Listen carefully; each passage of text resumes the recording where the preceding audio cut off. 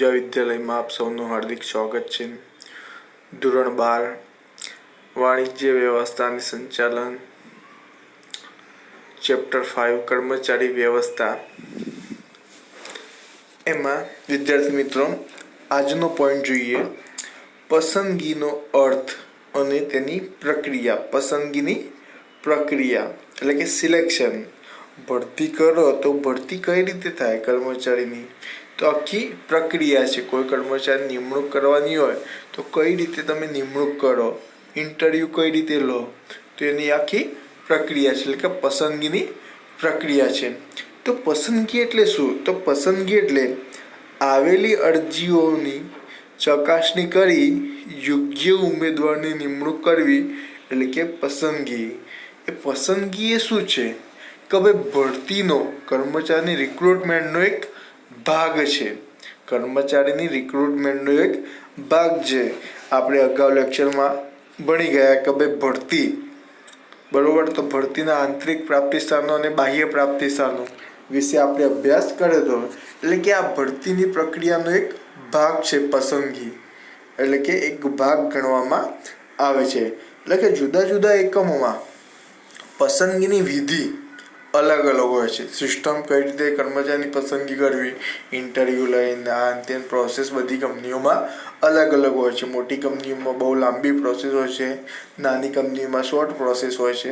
Interview લઈને બરોબર reference જોઈને પતાવી દેતા હોય છે. એટલે કે અલગ અલગ કંપનીઓના આધારે શું એમની વિધિ, પસંદગીની વિધિ અલગ અલગ જોવા મળશે. એટલે કે તેનો આધાર એકમનો કદ હોય, પ્રકાર હોય, કર્મચારીના પ્રકાર પર રહેલો હોય છે. કયા પદનો કર્મચારી, કયા સ્ટેટસનો કર્મચારી નિમણૂક કરવાની છે એના ઉપર રહેલો હોય છે. એટલે કે ઉચ્ચ, મધ્ય અને તળ સપાટી. એટલે કે મોટા એકમોમાં આપણે જોયું કે સંચાલનની 3 સપાટી હોય છે: ઉચ્ચ સપાટી, મધ્ય સપાટી અને તળ સપાટી. એટલે કે દરેક સપાટીએ જુદી જુદી લાયકાત ધરાવતા કર્મચારીની જરૂરત હોય છે. ઉચ્ચ સપાટીએ વધુ લાયકાતની જરૂર હોય તો શૈક્ષણિક લાયકાત, અનુભવની વધુ જરૂર પડે છે. એમ જે સપાટી હોય એના આધારે બધાની શું જુદી જુદી લાયકાત જોવા મળતી હોય છે. એટલે કે બિન સંચાલકીય કર્મચારીઓ માટે પસંદગીની વિધિ ટૂંકી અને સરળ હોય છે. એટલે કે આપણે જો બિન સંચાલન તળ સપાટીએ શું કર્મચારીની પસંદગી કરવાની વિધિ ખૂબ જ ટૂંકી અને સરળ હોય છે. જે આપણે જોયું કે ઉચ્ચ સપાટીએ જે અધિકારીઓ હોય છે, સંચાલન મંડળમાં જે ભાગ લેતા હોય છે, તો એમની પસંદગીની પ્રક્રિયા ખૂબ જ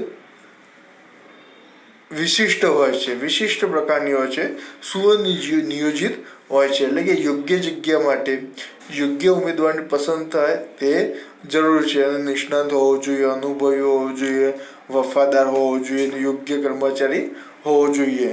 તો આ બધું હોય, યોગ્ય કર્મચારી, નિષ્ઠાવાન, અનુભવી, વફાદાર હોય તો કર્મચારી એ શું કહેવાય? કંપનીની એટલે કે એકમની અમૂલ્ય મિલકત સમાન ગણવામાં આવે છે. હવે આપણે જોઈએ પસંદગીની પ્રક્રિયા, પ્રોસેસ શું છે, પસંદગી કરવાની પ્રોસેસ શું છે. તો પહેલાં તો આપણે જોઈએ આવકાર અને પ્રાથમિક મુલાકાત. તો આપણે સૌપ્રથમ આપણે રિક્રુટમેન્ટ બહાર પાડી કે ભાઈ એડવર્ટાઇઝમેન્ટ આપી કોઈ જગ્યાએ, ન્યૂઝપેપરમાં કે XYZ, બરોબર. તો આપણે શું કરશું? પહેલાં તો આવકાર અને પ્રાથમિક મુલાકાત કરશું કે ભાઈ ઉમેદવાર સૌપ્રથમ એકમમાં ઉમેદવારને શું આવકાર આપવામાં આવે છે. સ્વાગત કરતા એટલે કે રિસેપ્શનિસ્ટ હોય છે એ પૂછપરછ કરે છે, પ્રાથમિક પૂછપરછ કરે છે. કોઈ આવે કર્મચારી, બરોબર, ઉમેદવાર આવે તો એની પૂછપરછ કરે છે ઉમેદવારની કે ભાઈ તમારું ક્વોલિફિકેશન કેવું છે. પહેલાં આપણે એડવર્ટાઇઝમેન્ટમાં તો આપેલું જ હોય કે ભાઈ આ ક્વોલિફિકેશન જોઈએ, આટલો એક્સપિરિયન્સ હોવો જોઈએ, આટલો અનુભવ હોવો જોઈએ, બરોબર, આ અભ્યાસ કરેલો હોવો જોઈએ, મિનિમમ આટલા ટકા હોવા જોઈએ, ઉંમર આટલી હોવી જોઈએ. આ બધું આપણે એડવર્ટાઇઝમેન્ટમાં તો આપતા જ હોય છે. પણ અમુક વાર શું ઉમેદવારો લાયકાત વગરના પણ આવતા હોય છે. એટલે કે આપણે જોઈએ કે ભાઈ જે રિસેપ્શનિસ્ટ છે એ ઉમેદવારની પૂછપરછ કરે, એટલે કે પ્રાથમિક પૂછપરછ કરે કે ભાઈ એનામાં જ્ઞાન કેવું છે, કૌશલ્ય કેવું છે, કામગીરી અંગે શું પૂછપરછ કરે. એટલે કે પ્રાથમિક મુલાકાતનો હેતુ શું છે કે ભાઈ અયોગ્ય કર્મચારી હોય તો એમને અરજીપત્રક ભરવા માટે અટકાવવામાં આવતા હોય છે. શરૂઆતથી જ એમને અટકાવવામાં આવતા હોય છે. અયોગ્ય ઉમેદવાર હોય તેમને શરૂઆતથી જ એમને અરજી કરતા અટકાવવામાં આવશે. કેમ અટકાવવામાં આવે છે? તો આમાં શું કે ભાઈ ભરતી અધિકારીનો સમય ના બગડે એટલે. અયોગ્ય ઉમેદવાર હોય, અનુભવ ના હોય એવા કર્મચારીઓ આવી ગયા હોય ઇન્ટરવ્યુમાં, આપણે ખાલી અનુભવી વ્યક્તિનો લેવાના હોય, ભરતી એમની જ કરવાની હોય, આ લોકો આવી ગયા તો આ લોકો ઇન્ટરવ્યુમાં આવે, આ અંતે એમનો સમય વેડફાતો હોય છે. એટલા માટે શું ભાઈ ભરતી અધિકારીનો સમય બચે એટલા માટે શું પ્રાથમિક મુલાકાતને આવકાર કરવામાં આવે છે. એટલે કે અયોગ્ય ઉમેદવાર હોય એને શરૂઆતથી જ ભરતી કરતા અટકાવવામાં આવે છે. તેથી શું કામગીરી કેવી બને છે? સરળ કામગીરી બને છે. એના પછીનું બીજું સ્ટેપ શું હોય કે ભાઈ પહેલાં તો આવકારની પ્રાથમિક મુલાકાત કરી દીધી, યોગ્ય કર્મચારી હોય એમને પછી આગળ મોકલવામાં આવે. પછી યોગ્ય કર્મચારી હોય એમના જોડે શું અરજીપત્રક ભરાવવામાં આવે. એમનું અરજીપત્રક ભરી અને સ્વીકારવામાં આવે અને એમની ચકાસણી કરવામાં આવે. તો આપણે જોઈએ કે ભાઈ અરજીપત્રક દ્વારા ભરતી અધિકારી શું ઉમેદવારની શૈક્ષણિક લાયકાત હોય, અનુભવ હોય, જ્ઞાન હોય, કૌશલ્ય અંગેની માહિતી મળે છે. એટલે કે અરજીપત્રકમાં જે ઉમેદવાર હોય એ પોતાની બધી વિગતો લખે છે, ભરી અને શું જે ભરતી અધિકારી હોય એને આપે છે. એટલે કે ભરતી અધિકારી શું એની ચકાસણી કરે છે કે ભાઈ ઉમેદવારની લાયકાત, અનુભવ, જ્ઞાન, કૌશલ્ય કયા કયા વિષયોનું નોલેજ છે એ જાણકારી લે છે. અરજીપત્રક સાથે ઉમેદવાર પોતાની લાયકાત અંગેના વિવિધ દસ્તાવેજો જેમ કે આપણે જોઈએ કે ભાઈ માર્કશીટો હોય, ગ્રેજ્યુએટની માર્કશીટ હોય, માસ્ટર ગ્રેજ્યુએટની માર્કશીટ હોય, અને સર્ટિફિકેટ હોય, એક્સપિરિયન્સ સર્ટિફિકેટ હોય, એ બધા પ્રમાણપત્રો એટેચમેન્ટ કરે છે. એટલે કે સામે આપણે જોઈએ કે ભાઈ ભરતી અધિકારી એને ચકાસણી કરે છે. એટલે કે જો અધૂરી માહિતી હોય, અમુક વાર શું ભાઈ અમુક વાર આપણે જોયું કે ઉમેદવાર શું અડધું ફોર્મ ભરે છે, અમુક માહિતી લખતો નહીં, અમુક બતાવતો નહીં, તો અપૂરતી માહિતી હોય, અધૂરી માહિતી હોય તો એવામાં શું અરજીપત્રક રદ કરી દેવામાં આવતા હોય છે. સંપૂર્ણ જો માહિતી હોય, સારી માહિતી હોય તો આગળ પ્રોસેસ કરવામાં આવતી હોય છે. એના પછીની ત્રીજી પ્રોસેસ છે. જો આ પ્રોસેસમાંથી પસાર થઈ જાય, અરજીપત્રક કમ્પ્લીટ હોય તો આગળ ત્રીજું સ્ટેપ લેવામાં આવે છે કે ભાઈ જરૂરી કસોટીઓ લેવામાં આવે છે. ઉમેદવાર હોય તો ઉમેદવારની શું જરૂરી કસોટી લેવામાં આવે છે. તો કઈ કઈ કસોટીઓ લેવામાં આવે છે તો આપણે જોઈએ કે ભાઈ જેમના અરજીપત્રકો માન્ય થયા હોય તેવા ઉમેદવારોએ શું વિવિધ પ્રકારની કસોટીઓ આપવાની હોય છે. એટલે કે સંસ્થા પોતાની રીતે શું કસોટીઓ લેતી હોય છે. એનાથી ઉમેદવારમાં કયા કયા જ્ઞાનની આવડત છે, માનસિક ક્ષમતા કેવી છે, ચપળતા કેવી છે, આવડત કેવું છે, અભિરુચિ કેવી છે એની જાણકારી મેળવી શકાય છે. તો આપણે જોઈએ કે પહેલી કઈ કસોટી છે? બુદ્ધિ કસોટી. તો બુદ્ધિ કસોટીમાં શું ઉમેદવારની શેની જાણકારી મળે છે? આ કસોટી લેવા પાછળનું કારણ શું છે? ઉમેદવારની શેની જાણકારી મળે છે? તો આ કસોટી દ્વારા ઉમેદવારની બુદ્ધિ હોય, ચપળતા હોય, યાદશક્તિ હોય, વિચાર શક્તિ હોય, નિર્ણય શક્તિ હોય, તો આ બધા વિશે શું જાણકારી મળે છે. એના પછી બીજી કસોટી છે અભિરુચિ કસોટી. તો અમુક વાર કંપની અભિરુચિ કસોટી પણ લેતી હોય છે. જે ઉમેદવારને આપણે જો ભાઈ કાર્ય પ્રત્યે કેટલી અભિરુચિ છે, કાર્ય કરવા પ્રત્યે કેટલી અભિરુચિ છે, કાર્યમાં કેટલો રસ છે, બરોબર, એની જાણકારી મળે છે. એના પછીની છે ધંધાકીય કસોટી. તો આપણે જોઈએ કે ભાઈ ઉમેદવારે જે કાર્ય કરવાનું હોય છે તેને કેટલું આવડત છે કે નથી આવડતું એની જાણકારી માટે શું ધંધાકીય કસોટી લેવામાં આવે છે. એના પછીનું ચોથી કસોટી છે મનોવૈજ્ઞાનિક કસોટી. તો આ કસોટી દ્વારા શું છે કે ભાઈ ઉમેદવારનો સ્વભાવ કેવો છે, ઉમેદવાર કેવો સ્વભાવનો છે, ગુસ્સાવાળો છે, શાંત છે કે ભાઈ કેવો સ્વભાવનો ઉમેદવાર છે તેની જાણકારી મળે છે. એનામાં આત્મવિશ્વાસ કેવો છે, એનું વલણ કેવું છે, એનામાં કઈ કઈ ટેવો રહેલી છે બરોબર. તેની જાણકારી કઈ કસોટીથી મળે છે? મનોવૈજ્ઞાનિક કસોટી. તો આ 4 પ્રકારની કસોટી લેવામાં આવે છે. બુદ્ધિ કસોટી હોય, અભિરુચિ કસોટી હોય, ધંધાકીય કસોટી હોય અને મનોવૈજ્ઞાનિક કસોટી. તો આ 4 કસોટી લેવામાં આવે છે. જો 4 કસોટીમાં પાસ થાય તો આગળની પ્રોસેસ કરવામાં આવે છે, એટલે કે રૂબરૂ મુલાકાત ગોઠવવામાં આવે છે. તો આપણે જોઈએ એના પછી ચોથું સ્ટેપ છે રૂબરૂ મુલાકાત. તો આપણે જોઈએ કે વિવિધ કસોટીઓમાં જે ઉમેદવાર સફળ થાય તેને શું રૂબરૂ મુલાકાત માટે બોલાવવામાં આવે છે. તો આપણે જોઈએ કે ઇન્ટરવ્યૂ લેવામાં આવે છે. જેમ કે આપણે જોઈએ કે મૂવીમાં 3 ઇડિયટ મૂવીમાં ઇન્ટરવ્યૂ ગોઠવે 4-5 જણા અલગ અલગ નિષ્ણાંત વ્યક્તિઓ હોય અને એક વ્યક્તિનું ઉમેદવારનું શું ઇન્ટરવ્યૂ લે. એટલે કે એ માટે એક સમિતિ બનાવવામાં આવે છે, જેમાં વિવિધ નિષ્ણાંતો ઉપરાંત સંચાલક, પ્રતિનિધિ, વિભાગીય વડા, કર્મચારી વિભાગના વડા વગેરેનો સમાવેશ કરવામાં આવે છે. અને આ સમયે શું કાર્યને અનુરૂપ ઉમેદવારને પ્રશ્નો પૂછવામાં આવે છે. એટલે કે વિષયાંતર ના થાય એનું ધ્યાન રાખવું જોઈએ. કોણે?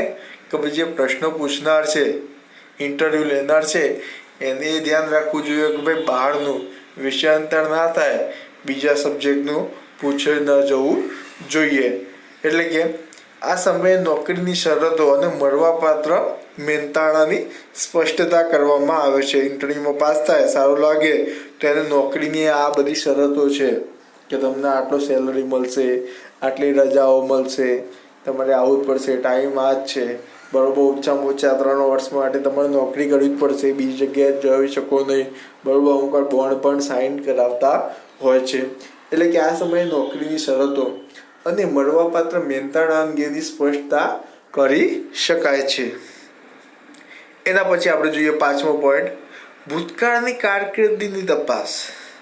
ઉમેદવાર પાસ તો કરી દીધો, બરોબર, નોકરીની શરતો મૂકી, પગાર પણ નક્કી કરી દીધો, સ્પષ્ટતા કરી દીધી, પછી એની ભૂતકાળની જે કારકિર્દી હોય પહેલાંના સમયમાં, એના પહેલાં કે કંપનીમાં ઇન્ટરવ્યૂ આપવા આવ્યો, બરોબર, સિલેક્શન કર્યું, એના પહેલાં કઈ કંપનીમાં કામ કરતો હતો, બરોબર, તેની જાણકારી મેળવવામાં આવે છે કે ભાઈ આ કંપનીમાં કેમ છૂટો થયો, કેમ છૂટો કરી દીધો, શું છે શું ના, એની પરિસ્થિતિ સાચી સ્પષ્ટ પરિસ્થિતિ જાણવા માટે શું એની કારકિર્દીનો તપાસ કરવામાં આવે છે. એટલે કે ઉમેદવાર હાલ જ્યાં કામ કરતો હોય અથવા ભૂતકાળમાં જ્યાં કામ કર્યું હોય તેવા એકમો પાસેથી ઉમેદવાર અંગેની શું ખાનગી માહિતી મંગાવવામાં આવે છે.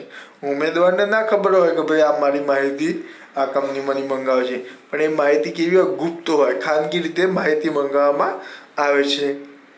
અને અરજીપત્રકમાં ઉમેદવારે આપેલી માહિતી સાથે સરખામણી કરવામાં આવે છે કે ભાઈ અરજીપત્રકમાં આને ભરી દઉં, આટલા વર્ષનો એક્સપિરિયન્સ છે, વાસ્તવિકમાં એને ઓછો એક્સપિરિયન્સ હોય તો રદ કરી દેવામાં આવે કે ભાઈ ઉમેદવારે માહિતી આપી છે એ સાચી છે કે નથી સાચી, એની સાચી પરિસ્થિતિનો ખ્યાલ આવે છે. એટલે કે ઉમેદવારની મળેલી માહિતી પૂર્વગ્રહથી મુક્ત હોવી જોઈએ, જેથી ઉમેદવારની બાબતમાં યોગ્ય નિર્ણય લઈ શકાય છે. જો સાચી માહિતી આપી હોય તો એ યોગ્ય નિર્ણય લેવામાં મદદરૂપ કરે છે.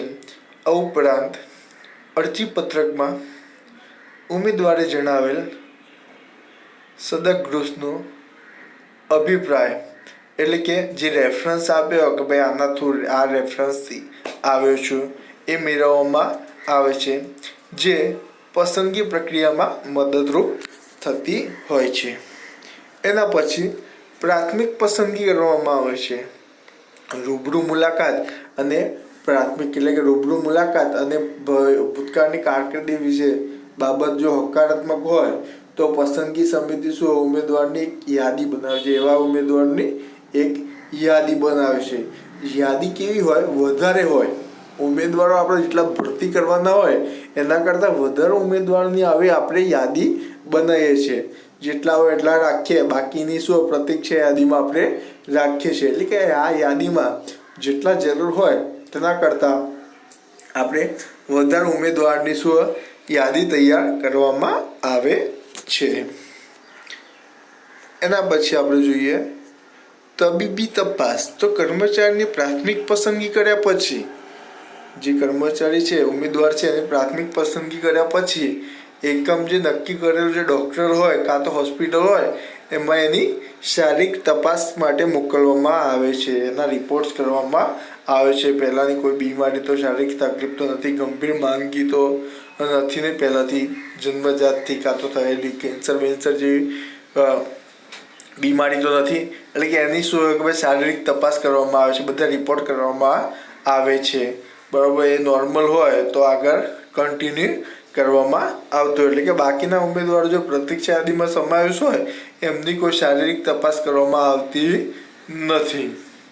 એના પછી શારીરિક તપાસ સારો આવે રિપોર્ટ તો એમને શું નિમણૂક પત્ર આપવામાં આવે છે, એટલે કે આખરી પસંદગી બાદ ઉમેદવારને શું નિમણૂક પત્ર આપવામાં આવે છે, જેમાં ઉમેદવારને કયા સ્તરે, કઈ જગ્યા માટે, કઈ સત્તા અને ફરજો અને જવાબદારીઓ તથા કર્મચારીને મળવાપાત્ર પગાર અને આર્થિક અને બિનઆર્થિક બાબતોની જાણકારી આપવામાં આવે છે, એપોઇન્ટમેન્ટ લેટર આપવામાં આવે છે.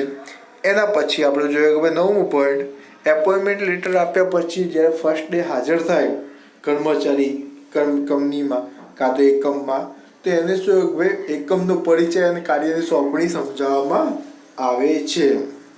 એટલે કે આધુનિક એકમો નિમણૂક પત્ર આપ્યા પછી અને કાર્યની સોંપણી કરતા પહેલાં કર્મચારીને એકમની નીતિ કઈ છે, પર્યાવરણ, ઉપરી અધિકારીઓ કેવા છે, સહકર્મચારીઓ તથા તાબેદારો સાથે પરિચય આપે છે. ત્યારબાદ શું કાર્યની સોંપણી કરવામાં આવે છે.